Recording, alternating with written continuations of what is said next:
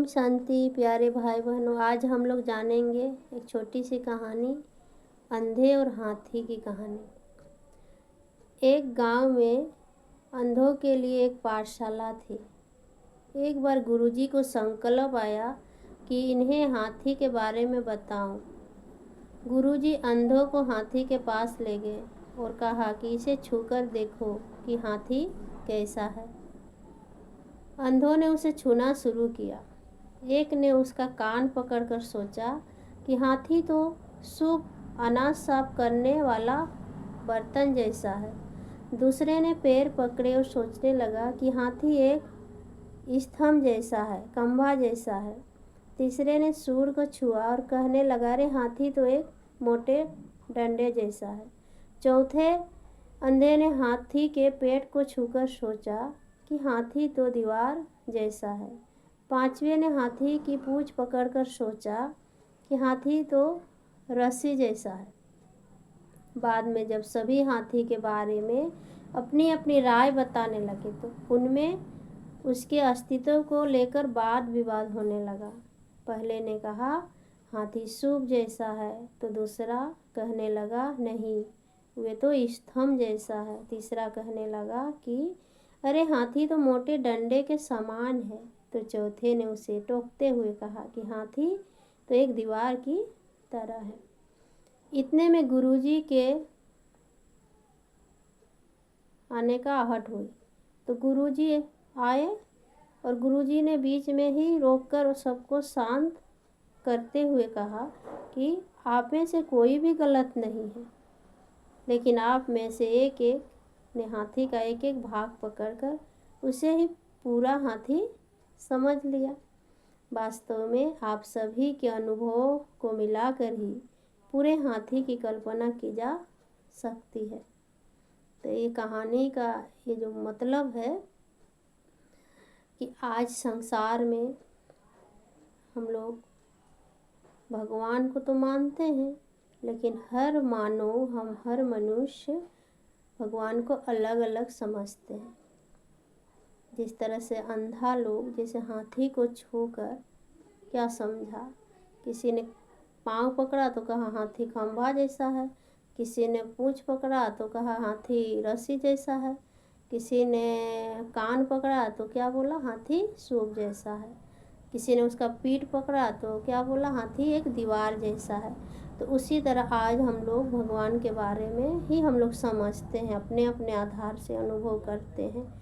लेकिन सच में क्या हाथी कोई सूप थी, क्या रस्सी था या दीवार था? नहीं ना, वो पूरा सबको मिला के हाथी होती है। तो उसी तरह से आज हम लोग परमात्मा के बारे में, भगवान के बारे में उसी तरह बोलते हैं, लेकिन रियल में क्या चीज़ है उसको हम लोग नहीं जानते हैं। इसीलिए जानने का कोशिश भी हम लोग नहीं करते हैं। मतलब देखा देखी में हम लोग मानते हैं कि वो जा रहा है तो हम भी जाएंगे, वो कर रहा है तो हम भी करेंगे, लेकिन हम लोग अपना विवेक से नहीं सोचते हैं रियल में कि भगवान कौन है, हमारा पिता कौन है, परमात्मा कौन है। इसीलिए आप सभी भाई बहनों से मैं यही कहना चाहती हूँ कि आप एक बार, कम से कम एक बार प्रजापिता ब्रह्मा कुमारी ईश्वरी विश्वविद्यालय में ज़रूर जाइए और अपना पहचान, स्वयं का पहचान कीजिए कि मैं कौन हूँ, मेरा पिता कौन है, ये जानने का कोशिश कीजिए। इसीलिए भगवान क्या बोलता है कि आज मुझे कोई नहीं जानता है। भगवान मतलब शिव बाबा, जो हमारा पिता है, परम पिता परमात्मा है, उसको तो हम बहुत पूजा करते हैं, मानते हैं, लेकिन सही रीति में हम लोग जानते नहीं हैं कि शिव कौन है, शिव से हमारा क्या नाता है, हमारा क्या रिश्ता है।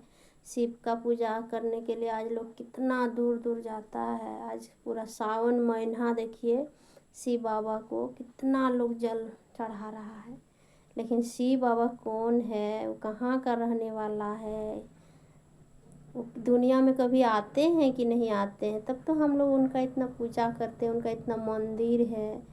ये सब जानने के लिए आप ज़रूर एक बार ब्रह्मा कुमारी आश्रम में जाइए और अपना पिता परमात्मा को पहचानिए मेरे प्यारे भाई बहनों।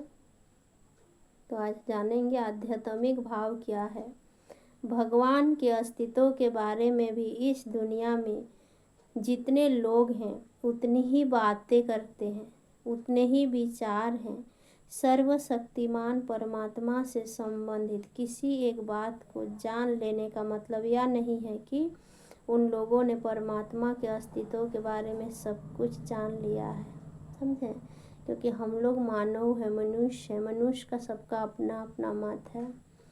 कहते हैं ना, दुनिया में जो भी देहधारी है मनुष्य हैं वो सब अल्प ज्ञानी होते हैं, थोड़ा ज्ञान है, सबको पूरा ज्ञान नहीं है।